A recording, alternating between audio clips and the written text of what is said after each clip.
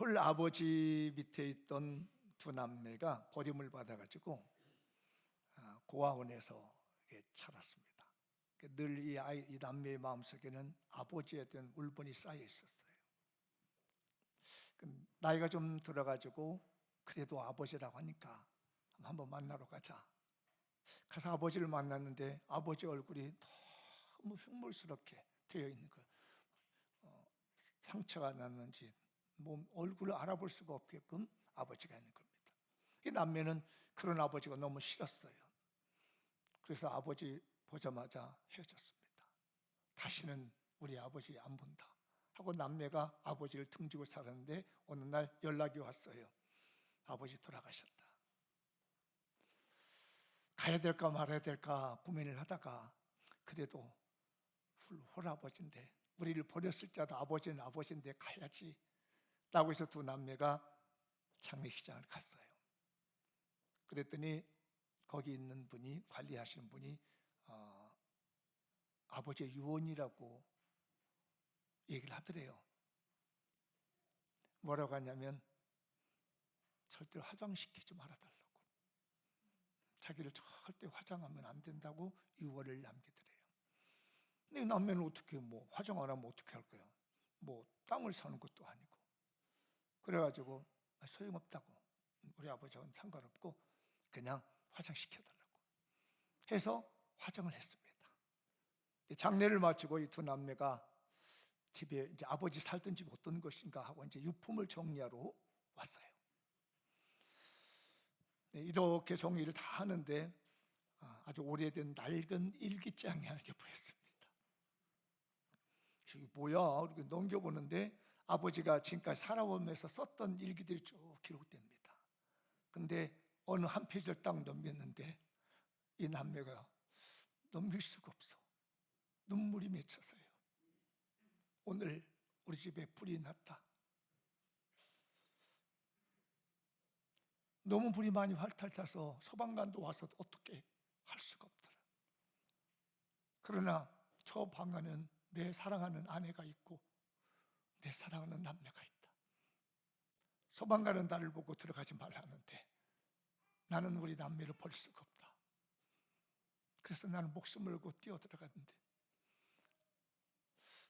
이 두 남매를 끌어다 놓고 다시 들어가서 아내를 데리고 나오는데 아내는 이미 사망했다. 그런 일기가 있습니다. 그리고 뒤적거리는데 편지가 하나 들어있습니다. 사랑하는 아들에게 라는 편지가 있습니다. 그래서 아들이 떨리는 손을 가지고 그 편지를 열었더니 사랑하는 아들아, 나는 불이 무섭다. 내가 죽거든 절대로 화장시키지 말아다오. 나는 지금까지 30년 동안 불 속에서 고통당하면서 사는 꿈을 꾸면서 살았다. 아들아, 꼭 부탁한다. 나 화장시키지 말아다오. 라고 하는 아버지의 뜨거운 마음을 담은 편지가 들어있습니다. 두 남매는 이미 지나가 버리고 아버지가 밤마다 불타는 자기들을 위해서 목숨 걸고 불구덩이에 들어갔기 때문에 얼굴이 다 화상을 입어서 그런 줄도 모르고 아버지를 미워했던 세월을 후회했지만 소용이 없는 거죠. 누가 이 세상에서 아버지의 마음을 잘 알 수 있을까요? 우리도 신앙생활하면서 하나님 아버지의 마음을 어떻게 알 수 있을까요? 내 생각으로, 내 마음으로 그냥 내 마음대로 살았던 우리지만 오늘은 아버지의 마음을 한번 배웠으면 좋겠습니다. 우리 세상에 살면서 빗나가지 마시고 아버지 마음으로 살아갑시다. 세상에서 방황할 방황할 때 나 주님을 몰랐네. 내 맘대로 고집하며 온갖 죄를 저질렀네. 예수야, 이 죄인도 용서받을 수 있나요? 벌레만도 못한 내가 용서받을 수 있나요? 많은 사람 찾아와서 나의 친구가 되어도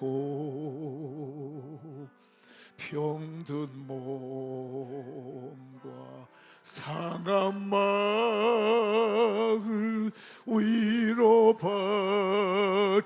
못했다고. 예수여, 이 죄인을 불쌍히 여겨 주소서. 의지할 것도 느니 못 위로받기 원합니다. 내 모든 죄 무거운 짓 이젠 모두 다 벗었네. 우리 주님 예수께서 나와 함께 계신다고. 내 주여, 이 죄인은 무한 감사드립니다.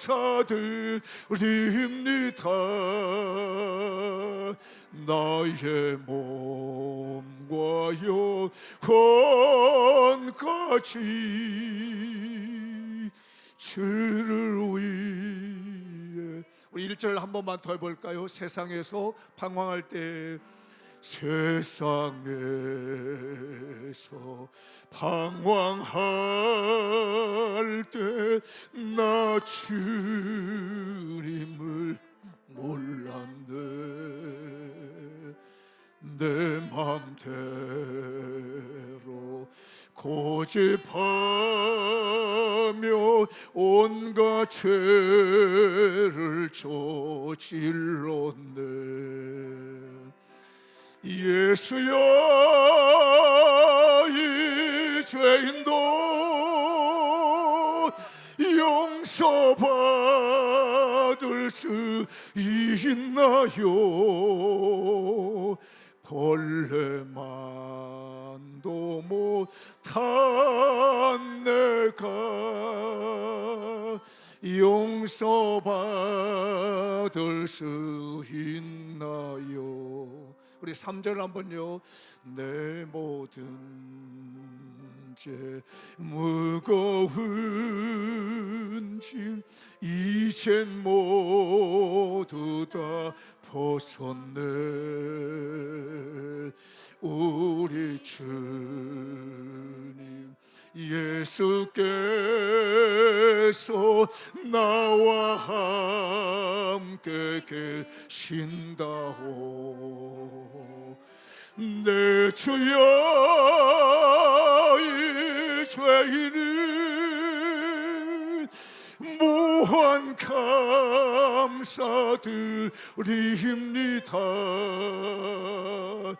나의 몸과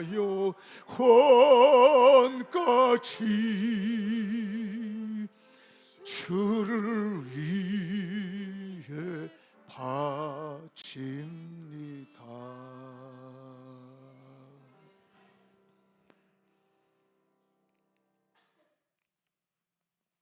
우리 아버지의 마음을 가졌으면 좋겠습니다. 방황하는 아들의 마음이 아닌 품을 수 있는 아버지 마음. 오늘 본문의 말씀에 보면 아버지 말씀이 잘 나타납니다. 동생이 형들에게 자기 자랑을 합니다. 그러니까 어떻게든지 이 형들은 동생을 죽이려고 그래요. 어느 날 아버지의 심부름을 간 이 요셉이라는 동생이 형들을 찾아갑니다. 형들을 찾아갔는데 형들은 잘 됐다. 이참에 저 동생 없애버리자. 저건 정말 얄미워 죽겠어. 늘 아버지 사랑만 독차지해야지. 정말 저 싸가지가 없어. 죽이려고 마음을 먹었는데 좀 그건 그렇다. 의견이 어떻게 됐냐면 팔아버리자. 마침 이스마엘 상인이 거기를 지나가니까 형들이 모의를 내가지고 은 20세겔, 당시에 노예가 몸값이 얼마냐면 은 30세겔이에요. 성인의 몸값은 30세겔인데 아직 어린아이니까 한 17살, 18, 20살 미만이니까 아직 장성하지 않았기 때문에 거기서 10세겔을 빼고 20세겔을 팔았어요. 그리고 이제 아버지한테 가야 되는데 이걸 어떻게 할까 하다가 그 동생 옷을 벗겨가지고 찢었습니다. 그리고 양의 피를 발랐어. 거기다가 양 한 마리 잡아서 그리고 아버지에게 갔습니다. 아버지, 동생이 죽었습니다. 저는 생각했습니다. 도대체 그 20세기 누가 가져간 거야? 동생 팔은 그 돈은 누가 챙기고 어디다 썼을까? 그게 제대로 썼을까? 시기 나서 질투 나서 동생을 팔아버리고 그 돈 착취하고 아버지한테는 죽었다고 말합니다. 그때 아버지가 눈물을 흘리기 시작합니다. 옷을 찢습니다. 내가 이 아들 신부름 보내지 않았더라면, 내가 이 아들을 형들에게 보내지 않았더라면 이렇게 죽지 않았을 텐데 하면서 오랫동안 슬퍼하며 애통을 합니다. 자녀들이 와서 아버지 괜찮습니다, 그러지 마세요라고 해도 어떻게 아버지 마음을 아들이 하냐고, 어떻게 아버지 마음을 그 형제가 할 수 있겠느냐. 내가 차라리 지옥이라도 떨어졌으면 좋겠다. 내가 내 아들이 살아난다고 하고 내가 만약에 죽는다 할지라도 내가 지옥에 떨어진다면, 스올이라는 지옥에 때려간다면 내가 내 아들을 살려놓고 죽을 것이다 라고 하면서 아버지가 슬피 우는 마음이 오늘 본문에 전개되는 내용입니다. 아버지의 마음은 아들의 마음과 다르더라고요. 아버지의 마음은 형제들의 마음과 다르더라고요. 영혼 구원에 있어서 특히 우리가 교회를 해서 누군가를 전도하고 한 사람을 살리기 위해서는 형제의 마음보다는 우리 교회에 하나님께서 아버지의 마음을 부어주셨으면 좋겠습니다. 형제는 시기할 수 있습니다. 형제는 질투할 수 있습니다. 그러나 동생이 형보다 잘 되면요, 형이 동생을 시기해서 미워합니다. 그런데 아들이 잘 되면 아버지는 더 좋아합니다. 아들아, 나를 딛고 올라가야지. 어떤 형제가, 어떤 누나가, 어떤 동생이 자기 딛고 성공하라는 사람 어디 있으며 자기보다 잘 된 사람, 잘했다고 해준 사람 거의 없습니다. 근데 아버지는 아니더라고요. 내 아들이 잘 되면, 내 딸이 잘 되면 너무 좋은 거라. 이게 바로 아버지의 마음입니다. 시기 질투가 없는 마음, 미움이 없는 이 마음이 아버지의 마음인데, 이 마음이 우리 교회에 주어져서 가족 구원하시고 영혼 살리십시오. 그래서 제가 아버지의 마음은 도대체 어떤 마음일까 하면서 본문을 묵상하는데, 이런 마음이 아버지의 마음이구나 라는 것을 정리를 했기 때문에 여러분 좀 나눠드릴까 합니다. 한번 읽어볼까요? 시작. 영혼 구원을 위해 냉철하지만 포용력을 가집시다. 한 번 더 시작. 영혼 구원을 위해 냉철하지만 포용력을 가집시다. 오늘 본문에 나와 있는 요셉이 꿈을 꿉니다. 이게 꿈동이잖아요. 꿈을 꿨어요.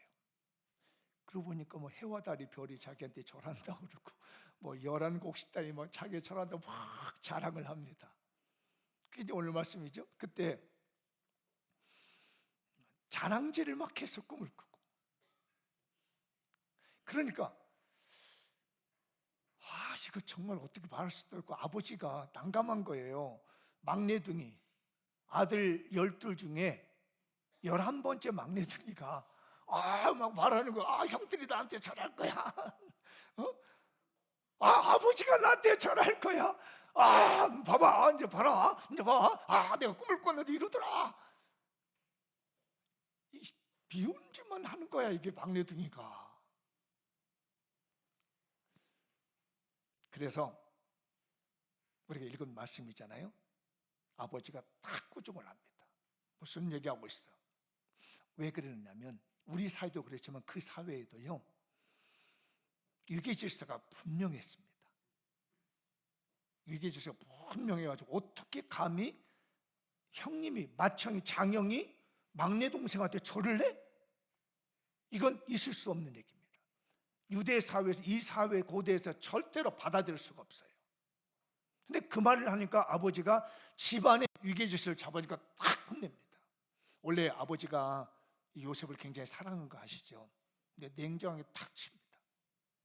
쓸데없는 얘기 하지 마라. 형들 앞에서 꿈을 꿨다 그렇게 나불대지 마 하고 탁 꾸중을 합니다. 냉정하게. 그러고 난 다음에 꾸중을 해놓고 돌아서서 가만히 생각해 보니까 자기 옛날 생각이 나는 거야. 젊었을 때 자기도 꿈을 꿨거든. 그때 형하고 약간 경쟁이 있었잖아요. 또 야곱이도. 형 에서가 축복권을 뺏기고 난 다음에 동생을 죽이려고 합니다. 이것을 엄마 아빠가 알고 있었어요. 그래서 동생 부릅니다. 너 이리 와봐라. 너 형이 너 죽이려고 하니까 알지? 알아요. 너 여기 있으면 죽는다. 그러니 빨리 외갓집으로 도망가라. 외갓집, 외삼촌 집에 가서 도망가서 생활하고 있어. 그러다가 네 형이 분이 풀리면 내가 부를 테니까 너 가. 그랬더니 예, 알겠습니다. 그래서 그날 어쩜 메고 가다가 베델이라는 곳에서 머물러서 잠이 들었어요. 잠이 들었는데 꿈을 꾼 거야, 이게. 이 꿈은 아버지 야곱이 꾸는 거예요. 하늘이 쫙 열리더니 사닥다리가 내려와. 사닥다리가 내려오더니 하나님의 천사들이 오르락 내리락 하는 거예요. 그러면서 야 야곱아, 너 어디를 가든지 내 책임져 줄 테니까 너는 복 받을 거야. 이 말씀을 주시는 거예요, 꿈에. 그것 때문에 자기가요, 삼촌 라반 집에 가면서 10번을 속으면서도요 20년 동안 버텼거든요. 그 생각이 난 겁니다. 그래, 나도 젊었을 때 형하고 다툼이 생겨가지고 죽게 생겼으니까 엄마 아빠가 나를 삼촌 라반 집에, 하란이라는 라반 집에 보낼 때 내가 베델에서 하나님을 만나지, 꿈에 만났지. 그러면 우리 요셉이란 저 막내둥이 아들, 쟤도 하나님이 꿈을 통해서 역사하시는구나. 그래. 제 형들은 지금 이게 시기 나고 질투가 났지만 그래, 우리 요셉을 통해서 하나님이 뭔가를 하려고 하시는구나 하고 하면서 오늘 말씀에 형들은 시기 나가지고 질투하고 미워했는데 아버지는 자기 옛날 생각이 난 거예요. 경험이 많은 아버지가 그래, 나도 그 시절에 꿈을 꾸고 난 다음에 하나님이 이런 어마어마한 축복을 받았지. 그렇다면 우리 요셉을 주위에서 보고 요셉을 통해서 하나님이 역사하시는 걸 봐야 되겠다 라고 하면서 마음에다가 그 꿈을 간직해뒀어요. 이게 아버지 마음입니다. 누가 옆에서 나는 말이야 꿈을 꿔서 막 은혜 받아 축복 받아서 나는 그런 게 없어. 하나님이 나는 믿음 생활 제대로 못하나 봐. 처음 나온 저 사람은 꿈을 꿨네, 뭐 환상을 봤는데 나는 환상은 뭐 환상 뒷모습도 못 봤다. 아이 정말 그런 얘기 하지 마. 교회 와서 그런 얘기 하는 게 아니야. 얄미워가지고 그딴 소리 하기만 해봐라. 가만 놔둬. 왜? 식이 나니까. 형제는 이럴 수 있지만 아버지의 마음은 그래 그러는 거야. 처음에 믿음 생활 하다 보면 하나님 보여주기도 한다. 기도하면 응답받기도 해. 잘해. 알았지? 우리 같이 기도해 주자. 포용해 주는 거예요. 분명히 믿음 생활 안 하고 교회 생활 잘 안 하면 따끔하게 혼내야지. 왜 주일 성수를 안 해? 똑바로 해. 신앙생활은 주일은 지키는 거야. 왜 주일에 하나님 나를 네 날 만들려고 그래? 그렇게 따끔하게 혼내지만 그를 아버지의 마음으로 품어주는 마음으로, 형제로서 질투나서 몰아가는 게 아니라 아버지의 마음으로 사람들을 품어주면서 말씀에 빗나갔을 때는 따끔하게 혼내주는, 냉철하지만 포용력 있는 마음이 아버지의 마음이에요. 우리 교회 이 마음을 가집시다. 말씀에 빗나갔을 때는 따끔하게 혼내. 그러나 하나님의 은혜를 받고자 사모하며 왔을 때는 시기하고 경쟁하고 질투하고 미워하지 말고 그걸 품어줄 수 있는 포용력 있는 교회가 되십시다. 혹시 옆에서 따끔하게 혼내거든. 야, 이 교회 왔는지 알아? 정말 짜증나. 난 다른 교회도 있어. 저 앞에도 교회 있더라고. 우리 교회보다 더 큰 교회 있더라. 그래 간다. 이러지 말어. 그건 애들이야. 5살, 3살 배기 한 8살 되는 여자애같이 이러고 다니. 아버지같이 다녀야지. 아버지, 여기 참 멋있는 아버지들이 많았죠. 옆에 우리 남자분한테 참 멋있습니다. 시작. 근데 외모도 멋있는데 믿음도 멋있습니다. 시작. 아니 목사님, 그럼 엄마는 뭐예요? 목사님 편애하시네. 그건 나중에 할게. 오늘은 제목이 아버지의 마음을 갖는다고 그랬으니까. 그러니까 냉철하지만은 포용력이 있는 마음이 이 아버지 야곱의 마음이었고, 그 마음을 하나님이 쓰셔서 또 요셉에게 역사하신 거예요. 우리 교인들에게, 우리 모든 남자분들 여자분들은 이 냉철하지만 포용력이 있는 아버지의 마음으로 영혼들을 품어주시고 우리 교인들을 품어주시고 형제들처럼 시기하고 질투하는 마음을 하기보다는 포용력 있는 마음으로 냉정하지만 포용력 있게 우리 영혼들을 삼해 주십시다. 두 번째로 한번 볼까요? 읽어보죠. 시작. 이건 마무리 짓는 거죠. 네, 한 번만 더. 시작. 시기, 질투, 미움을 극복한 영적 가족을 위해 냉철하지만 포용력을 진 아버지의 마음을 가집시다. 잊지 말아주세요. 우리 교회에서 시기, 질투 이런 미움이 막 왔다 갔다 해가지고 뭐 정신이 없어 스파크가 일어나는 그런 교회가 아니라 다 극복했어. 그러려면은 어떤 따끔하게 혼날 때는 혼나. 그리고 또 싸매줄 때는 또 싸매주고.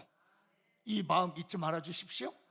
목사님이 혼낼 때는 이유가 다 있지. 맞아, 혼날지 됐어 이래야 돼. 근데 정말 이 교회만 목사님 있나? 다른 교회도 목사님. 야, 다른 데 가자. 그렇게 해가지고는 5살 배기 여자애라니까, 꼬마라니까. 우리 성숙한 아버지 마음 아셨죠? 옆 사람 손잡고 우리 아버지 마음 시작. 손잡고 아버지 마음. 아버지 마음이에요. 자, 넘겨볼까요? 이제 시작. 가족 구원하준 애잔하지만 공의로움을 잊지 맙시다. 한 번 더. 시작. 가족 구원을 위해서 애잔하지만 공의로움을 잊지 맙시다. 야곱이 아까 11번째 낳은 요셉 있잖아요. 이 요셉을 엄청 사랑했어요. 왜 그러냐면 자기가 좋아하는 아내였거든요. 라헬. 그때 당시 4명의 아내가 있었던 거 아시죠? 몰랐었어요? 원래는 라헬 때문에요, 이 야곱이 인생을 거기다 삼촌 집에다 바쳤어요. 근데 삼촌이 속였잖아요. 우리 동네에서는 절대로 딸 동생부터 시집 안 보낸다, 언니부터 보내. 그래서 내 아를 보냈어. 내 아는 별로 안 좋아했거든요.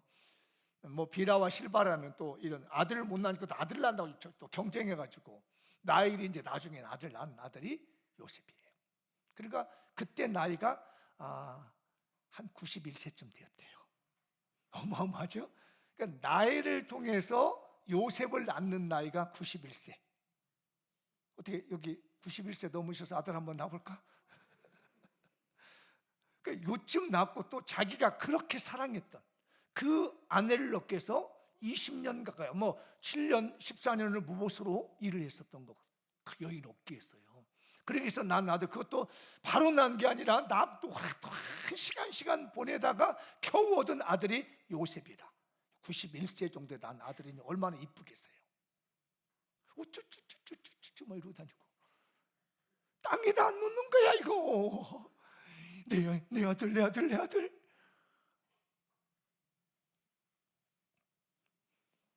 그래서요, 옷을 입히는데도 형들하고 달라. 좋은 옷만 입혀. 귀족들만 입을 수 있는 옷, 성경을 채색 옷이라고 했는데 그 옷이 귀족 옷이에요. 왕족이나 귀족만 입는 옷을 쫙 입히는 겁니다. 그리고 빛나는 거 어디 가든지 요셉이. 그러니까 형들이 미워할 수밖에 없죠. 얄밉지. 갈 때마다 꾸짖고 다니고 가다가 탁 잡고 가고. 얄밉거든. 저것은 어떻게 했길래 아버지한테 사랑받아. 우리는 너덜너덜 되는 옷만 입고 맨날 양치기만 하고 있는데 쟤는 맨날 아빠 이렇게 따라하죠. 옷도 쫙 좋은 것만 입고 명품만 입고 다니는 거야 이거. 그러니 얼마나 얄미워. 지나가다가 골반한테 탁 때리고 아빠 때렸어. 야 때리지 마 이렇게. 또 고자질도 얼마나 잘하는지 몰라 이게. 그러니까 91세에 난 아들이가 너무너무 애잔하고 사랑스러운 거예요. 그래서 여기 이제 성경에도 이제 나오는데 앞에 부분이 나오는 내용이에요. 이거 한번 읽어볼까요? 시작. 요셉은 노년에 얻은 아들이므로 이스라엘의 여러 아들들보다 더 사랑함으로 그를 위하여 채색 옷을 지었다. 그의 형들이 아버지같이 그를 더 사랑함을 보고 그를 미워하여 그에게 편안하게 말할 수 없어. 아주 얄미워 죽겠어. 읽어볼까요? 형들이 그 얘기를 해요. 네가 참으로 우리의 왕이 되겠, 참으로 우리를 다스리겠느냐고 그의 꿈과 그의 말로 말미암아 그를 더욱 미워. 말이라도 좀 형들 말 듣는 것처럼 해야 되는데 내가 꿈꿨는데 말이야 이러면서 또 잘난 체해. 그런 걸 보니까 아버지의 마음이 너무 애잔한 거야. 이 아이가 안쓰러워. 그 노년에 난 아들이니까 병 날까 봐 뭐랄까 안쓰러운 마음이 있습니다. 그걸 보고 형제들은 얄미워 죽겠는 거라. 더 미워 죽겠는 거야. 그럴수록 아버지는 그 아이가 아주 안쓰러워. 늘 요셉 하면 마음에 애잔한 마음이 듭니다. 아마 여러분들도 그런 분들 있을 거예요. 큰아들 고생할 때 나서 밥기 제대로 못 먹여서 객지 보내놨더니 그 살아가는 모습이 너무 애잔한 생각만 해도 아마 그런 아버지 어머니들 계실 거예요. 아들 중에 10명 있으면 정말 딸이든 아들들 되었든 간에 그 딸만 생각하면 마음이 저미워져 오고 그 아들만 생각하면 마음이 저미워지는 아마 여러분들 자녀들이 있을 거예요.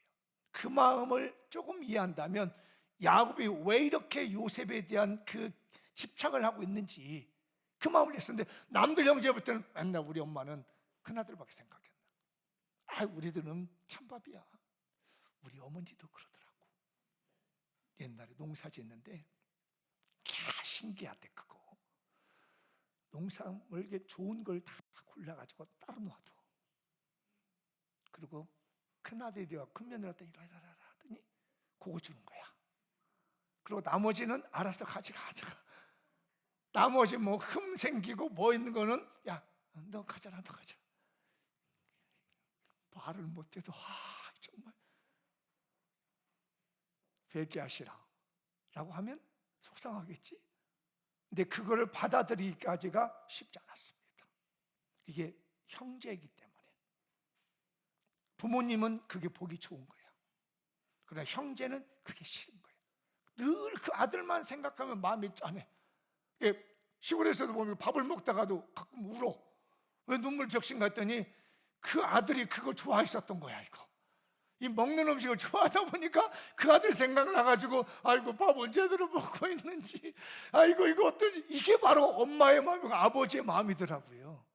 지금 그 애잔함의 극치를 보이고 있는 것이 아버지 야곱이 요셉을 보고 있는 거예요. 그런데 굉장히 공의롭게 말합니다. 아까 말씀드렸죠? 꾸짖어 버립니다. 형들 앞에서 너 그러면 안 돼. 집안에는 질서가 있는 거야. 너 이렇게 잘났다고 하지 않는 거야 라고 아버지가 공개적으로 공의롭게 심판해 줍니다. 판단해 주는 겁니다. 그러니까 내가 사랑하고 애잔하게 여기는 사람은요, 잘못된 것도 그냥 다 덮고 가려고 그래. 그건 아버지가 아닌 거죠. 내가 아무리 아끼고 사랑하고 눈물을 흘렸다 할지라도 잘못된 건 잘못된 거야. 그래서 꾸짖어 준 거죠. 우리 교인들 아무리 아끼고 사랑한다 할지라도 잘못된 건 잘못된 거예요. 잘못건도 별로나 하지 말아요. 잘못했으면 잘못한 거야. 이건 너 왜 자꾸 형들 앞에서 네 잘났다고 얘기하니? 그런 꿈 꾸면서 가만히 두고 속에다 두고 있지 뭘 형들이 나한테 절한다고 그러고 네 아버지가 나한테 절한다고 그래. 그런 거는 마음에 두고 있는 거야 라고 탁 꾸짖어줍니다. 이게 바로 공의라는 거예요. 내가 좋아하는 사람은 잘못한 것도 잘한 거고 잘한 것은 더 잘한 거라 이렇게 말하지 말고, 아버지의 마음이라는 것은 가정에서 분명하게 잘잘못을 분명하게 규명해 줄 수 있는 마음이 아버지의 마음입니다. 어느 분이 이런 글을 좀 써놨다 해서 제가 여기 인사이트를 얻어가지고 여러분이 이제 나누는데, 아버지에는 3C가 있어야 된대요. 이건 제 아이디어가 아니고 다른 분의 설교의 아이디어에서 얻어온 거예요. 3C. 세 가지 C가 있어야 된대. 이 안에 C. C. 첫째, 코치. 아버지의 첫째 C는 코치가 된다. 코치라는 말은 주로 이게 기술적인 전략 훈련을 담당하고 선수의 발전을 위해서 힘을 도와주며 직접 선수랑 함께 뛰면서 소통하는 사람을 코치라고 하죠. 운동 경기에서 코치. 근데 감독은 좀 다르더라고요. 감독은 팀을 총괄하는 지도자이고 벤치에 앉아서 지시만 해. 이렇게 상징적 우두머리가 돼가지고 이렇게 하는데 그걸 받아서 움직이는 사람이 코치야. 아버지는 가정에서 신앙에서 감독을 하는 게 아니라 코치가 돼야 된다. 직접 아이들과 같이 눈물 흘리고 같이 띄워줄 수 있는 사람. 보통 아버지는 가만히 앉아서 이렇게 해라 저렇게 해라, 감독적인 이런 아버지의 마음은요, 가정을 무너뜨리고, 교회도 마찬가지예요. 감독적인 성도들이 많으면요 안 됩니다. 하기 싫어가지고 이렇게 하는 것보다 코치가 같이 띄워주는 거예요. 이게 아버지의 마음입니다. 영혼한테 야 새벽기도 해야 돼 하고는 자기는 안 와. 그거보다가 두들겨져, 배를 올려서 가자, 새벽기도 해야 되겠다. 이게 코치의 마음이라는 거예요. 그래서 영혼권과 영적 가족을 위해서 아버지의 코치의 마음은 지치고 상한 영혼들이 있으면, 낙심하고 좌절한 영혼들이 있으면 같이 뒹굴어져, 같이 눈물 흘려주고 같이 땀을 흘려주며 힘들었지, 그래 기독교 신앙은 이러는 거야, 이거 읽으면 기도로 이기는 거야, 말씀 그대로 자기도 같이 기도해주고 자기도 같이 말씀이 움직여지는 사람이 아버지예요. 우리 성도들 첫 번째 C, 코치의 마음을 가진 아버지가 되십시다. 감독같이 지시만 나고 이래라 저래가 아니라 내가 같이 어울려줄 수 있는 우리 교회, 내 가정, 코치형 아버지의 마음을 갖도록 축복합니다. 또 하나의 두 번째 C가 있습니다. 카운슬러,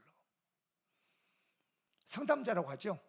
이 상담자는 다른 사람의 마음을 공감해주고 같이 아파해주고 고통을 나누고 학생들에게 정서적인 안녕을 주고 안정을 주고 진로를 탐색할 수 있도록 심리적인 문제를 해결해 주게 되고, 학업에서 오는 스트레스라든지 이런 것들을 개인의 고민을 잘 풀어주는 것이 이게 카운슬러입니다. 근데 어떤 사람은 교사 같은 아버지가 있어. 교사는 좀 다르죠. 교사는 교과 과정 따라 지식을 가르치는 겁니다.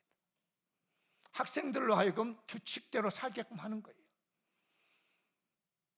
분위기만 잡아. 교사를 제가 폄훼하는 거 아닙니다. 오해하지 말아주세요. 역할을 말하는 거예요.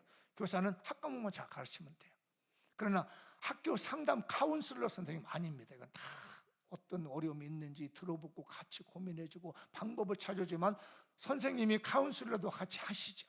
그러나 교사라고 하는 그 직업은 그냥 지식을 전달하는 거예요. 학교 규칙에 따라 살라고 하는 겁니다. 아버지가 이 티처가 되면 곤란합니다. 이렇게 하는 거야, 저렇게 하는 거야, 이것만 가르치지 그 아이의 아픔이 뭔지. 그래서 집에서도 대화를 하러 가면 교사를 하려고 그래요. 너 왜 이렇게 똑바로 안 해? 시간 정했으면 해야 되잖아. 왜 네가 일과표를 왜 안 해? 이렇게 하는 사람보다 야, 우리 아들이, 우리 딸이 스케줄대로 못하네? 그럼 물어보는 겁니다. 혹시 어려움이 있니? 이건 카운슬러 행위란 말이에요. 너 생활하는데 좀 아픔이 있어?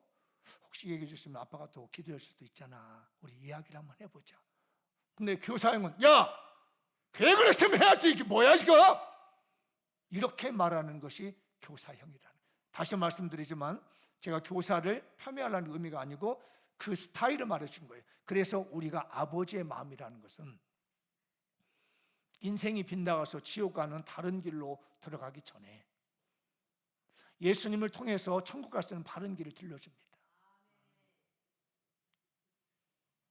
그리고 신앙생활 하고 있는 사람들이 고통을 당하고 있을 때 답을 미리 알고 정답은 아니지만 모범 답안을 가지고 제시해 주면서 같이 오래 참으며 고통을 같이 나눠주는 사람, 그의 고통과 아픔을 잘 알아주고 야, 교회 왔으면 똑바로 기도 생활 해야지, 이렇게가 아니라 요즘 기도 생활 잘 못하던데 혹시 집안에 무슨 일이 있니? 마음의 걱정이 뭐야? 내가 기도해 줄게. 집사님 사실은 우리 남편을 사업을 하다가 좀 어려움을 겪고 있어요. 그래? 그러면 내가 우리 목사님한테 얘기하고 같이 기도하면 어떨까? 아니, 목사님 알리는 건 좀 불편하고요. 집사님이 그냥 기도 좀 했어요. 그 얘기를 듣고 와서 새벽에 눈물을 흘립니다. 하나님, 아무개 성도님이 남편이 사업을 하다 참 어렵답니다. 저도 그런 일을 겪었는데 왜 또 이런 일을 겪게 합니까? 하나님 도와주세요. 이렇게 해줄 수 있는 사람들이 카운슬러라는 거예요. 카운슬러의 어머니, 카운슬러의 아버지, 우리 교회 이 카운슬러의 아버지의 마음을 갖도록 하십시다. 마지막 하나가 더 있는데요, 컴패니언이라는 겁니다. 동반자라고 그러죠. 단순히 같이 가는 것을 넘어가지고 정서적인 유대관계를 갖고서 오랫동안 가면서 서로 상호작용을 위해서 든든한 조력자가 되어주는 것을 갖다가 컴패니언이라고 그러죠. 동반자. 그에 비해서 동행자라는 말이 있습니다. 동행자는 목적을 가지고 모인 거예요. 어떤 이벤트 때문에 모여가지고 같이 갑니다. 그 이벤트 끝나면 끝나버려. 자, 내가 당신 전도와 우리 교회 와. 그러면 내가 사업하는 도움 줄게. 응? 도움 줄 테니까 와, 교회. 그리고 사업이 안 되니까 안 갈래. 에이, 뭐 교회 가봤자 소용없는데 뭐. 이건 동행자예요. 그래, 동반자는 뭐냐? 그 마음을 같이 해서 끝까지 가는 거예요. 오랫동안 가는 겁니다. 제발 우리 교회도 동행자가 되지 마시고 동반자가 되십시오. 어떤 목적 때문에 교회 나오지 마시고 영생의 길이 여기 있고 천국의 길이 여기 있다는 걸 아셔야 됩니다. 그래서 우리는 같이 가는 게 동행자가 아니라 동반자로 가는 거예요. 그래서 단순히 함께 가는 이 차원을 넘어서야 됩니다. 주님 안에서 만나서 영혼들과 깊은 정서적인 교제를 나누고 기도를 하며 눈물로 같이 교제하게 되고 슬플 때나 기쁠 때 어느 때든지 주님 붙들고 같이 우리 천국 가는 거야. 그러면서 옆에서 힘이 되어주는 사람이 동반자가 되는 거예요. 왜 그러니 삼시가 있어야 돼요. 그래서 여러분, 삼시를 가진 아버지가 되십시다. 자, 읽어볼까요? 시작.